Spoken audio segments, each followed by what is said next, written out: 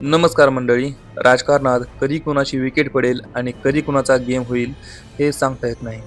आता हेच बघा ना, गुवाहाटीचे ते डोंगर आणि ती झाडी आता शिंदे गटाला नक्कीच स्वप्नामध्ये येऊन घाबरवत असतील. बातमी एकदम कडक आहे.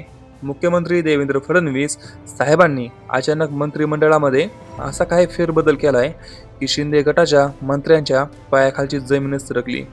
फडणवीसांनी शिंदे गटाकडची महत्वाची आणि मलाईदार खाती एका झटक्यात काढून घेतली आणि ती थेट भाजपच्या नेत्यांच्या खिशामध्ये टाकली. अरे भावा, म्हणजे मुख्यमंत्री पदाची खुर्ची देवेंद्रजीकडे आल्यापासून शिंदे गटाची अवस्था अक्षरशः इकडे आड आणि तिकडे विहीर अशी झाली. जे सगळं गुवाहाटीला जाऊन बंड करून एकट्याने कष्टाने मिळवलं होतं ते आता फडणवीस साहेब वन स्ट्रोकमध्ये परत घेत आहेत. शिंदे साहेबांना आता नक्कीच कळालं असेल, मी पुन्हा येईन म्हणणारा माणूस जेव्हा खरंच पुन्हा येतो तेव्हा तो सत्तेचं स्टेअरिंग कोणाच्याच हातामध्ये देत नाही. साहेब स्वतःच ड्रायव्हिंग सीटवरती बसलेत आणि शिंदे गटाला थेट मागच्या सीटवरती ढकलून दिलंय.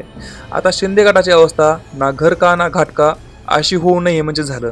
बाकी तुम्हाला काय वाटतं? फडणवीसांचा हा मास्टर स्ट्रोक आहे की शिंदे गटाचा गेम झालाय?